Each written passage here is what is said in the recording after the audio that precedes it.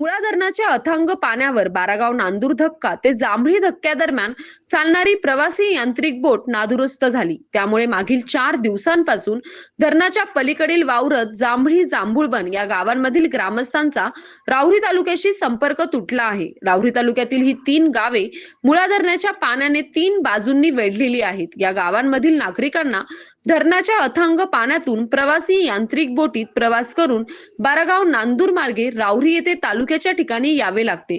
परंतु मागील 4 दिवसांपूर्वी यांत्रिक बोटीचा गिअर बॉक्स तुटल्याने बोट बंद पडली आहे. जांभळीवरून यांत्रिक बोटीतून बारागाव नांदूर मार्गे प्रवास करून राहुरी शहरात आल्यास एकूण 16 किलोमीटर अंतर आहे.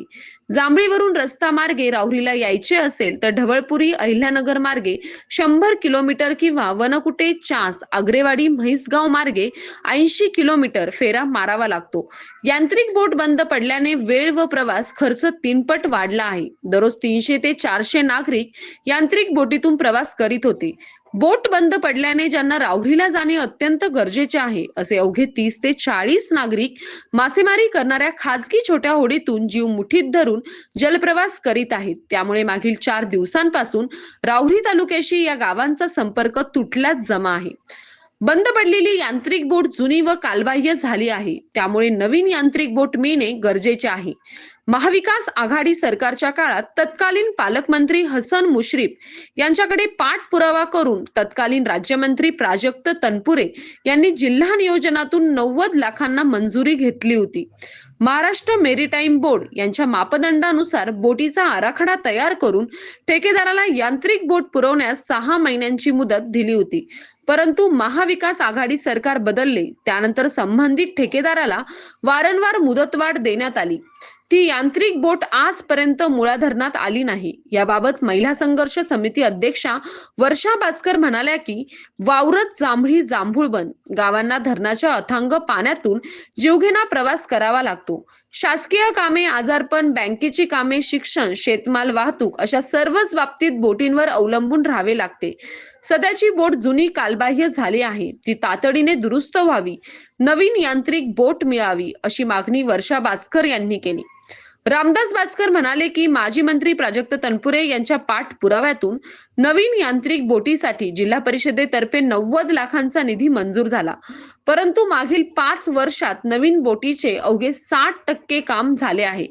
जुनी बोट कालबाह्य झाली आहे. पालकमंत्री राधाकृष्ण विखे पाटील यांनी लक्ष घालावे, नवीन यांत्रिक बोट उपलब्ध करून द्यावी अशी मागणी रामदास बास्कर यांनी केली. सतीश फुलसौंदर सह राजेंद्र म्हसे, MS न्यूज 15 राहुरी अशाच नवनवीन बातम्या पाहण्यासाठी चॅनलला सबस्क्राईब करा. राहुरीकडे जाणं येणं करण्यासाठी हा एकमेव मार्ग या बोटीचा मार्ग आहे. त्याच्यानंतर जर दुसऱ्या मार्गे जायचं म्हणलं तर 60 किलोमीटर आम्हाला म्हैसगाव ताराबाद मार्गे जावं लागतं. पण जवळपास गेले 5 दिवस झाले ही बोट बंद आहे. याच्या पूर्वी पण असे अनेक वेळा ही बोट बंद पडलेली असताना आम्ही ग्रामपंचायतच्या माध्यमातून या बोटीचा मेंटेनन्स करत असतो. परंतु आता ही बोट जवळपास 2011 साली स्वर्गीय आमदार शिवाजीराव कर्डिले हे आमदार असताना त्यांच्या माध्यमातून ही बोट आम्हाला त्यावेळेस मिळालेली होती. परंतु 2011ची परिस्थिती आणि आजची परिस्थिती, ही बोट आता जवळपास जीर्ण झालेली. हिचं इंजिन वारंवार कामाला येतं. ही बोट ज्यावेळेस मिळाली होती तर त्यावेळेस इंजिन एकामेकचं, त्याचा गिअरबॉक्स एकामेकचं काही प्रॉपर मिळालेलं नसल्यामुळे वारंवार फॉल्ट होतो आणि तो फॉल्ट शोधण्यासाठी काय मुंबई वगैरे तिकडे जावं लागतं. हे असं कायमस्वरूपी हाच राडा चालू आहे आमचा. 2021 साली प्राजक्तदादा तनपुरे हे राज्यमंत्री असताना त्यांच्या माध्यमातून 90 लाखाचे आम्हाला नवीन बोटीचं टेंडर त्या ठिकाणी झालं होतं. पण ती बोट सुद्धा आम्हाला अजूनही त्या ठिकाणी मिळाली नाही. आता ही बोट बंद असल्यामुळे आपण पाहू शकता त्या तशा बोटीत अतिशय धोकादायक प्रवास आम्ही त्या ठिकाणी करत असतो. या अशा बोटीच्या माध्यमातून तुम्हाला सांगतो कधी काय दुर्घटना होईल सांगता येत नाही. परंतु जुन्या काळी जसं म्हणायचं कोणतं मोठं काम करायचं असलं, बळी द्यायचा, जर शासनाला जर तसंच या ठिकाणी पूल करण्यासाठी किंवा बोट आम्हाला नवीन बोट देण्यासाठी जर बळीच पाहिजे असेल तर निश्चितच आमच्या वावरत जांभळीकर निश्चितच या ठिकाणी जलसमाधी आंदोलन करून बळी पण देऊ. पण आमचं मोठं म्हणणं आहे या ठिकाणी की आमच्यासाठी ताबडतोब ती नवीन बोट त्या ठिकाणी आली पाहिजे. तुम्हाला काय धरणातला गाळ काढायचा तो काढा, वाळू काढायची ती काढा, पण इकडे गाळात फसलेल्या आमच्या 6,000 लोकांना गाळातून काढण्यासाठी कृपया आधी आम्हाला बोट देण्याचं काम त्या ठिकाणी करावं.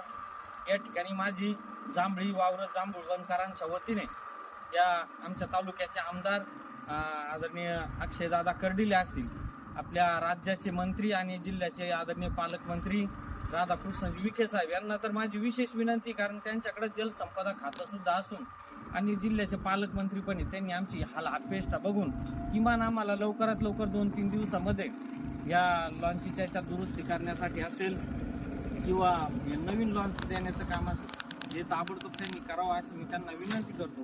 पुलाचा